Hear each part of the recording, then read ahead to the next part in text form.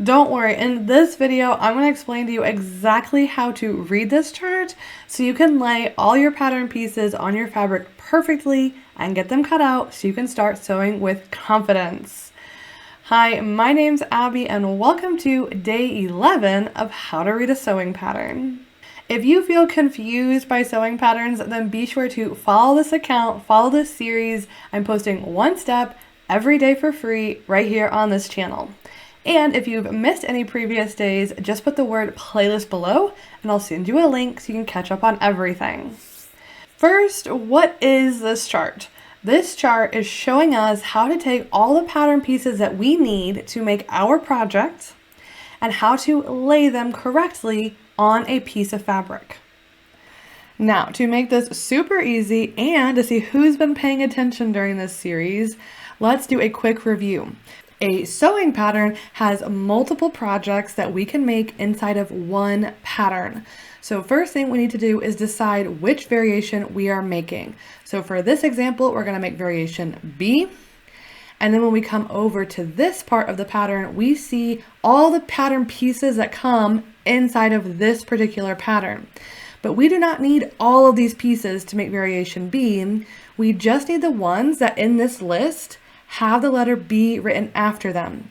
So we need 1 and 2, but we don't need 3. Okay, so now when we come down to this layout chart, we see there is a layout for variation A, variation B, and variation C.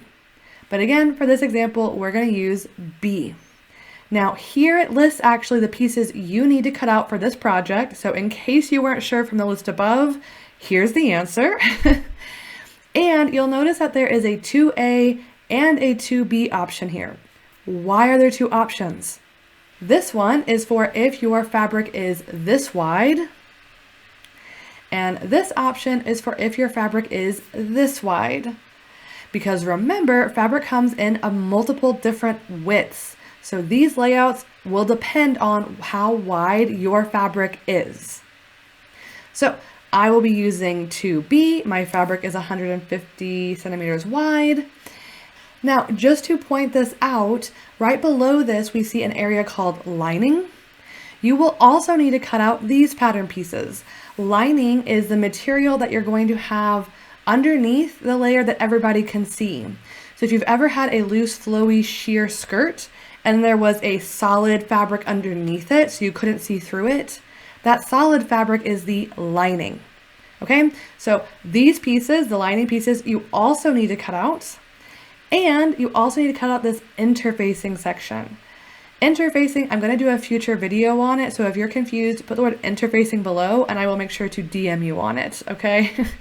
But for now, these are all the pieces we need to cut out.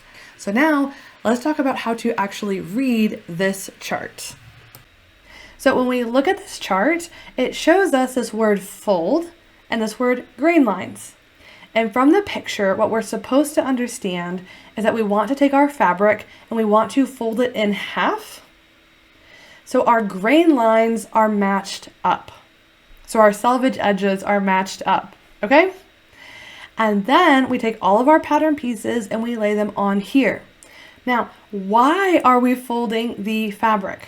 To answer that, we need to head over to one of our pattern pieces. Now, when we look at the pattern piece, we actually have an instruction here that says cut 2.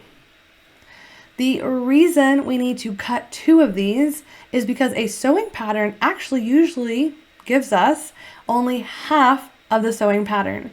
It gives us the left side or the right side. Because clothing is symmetric, the left side of this sweater is the exact same as the right.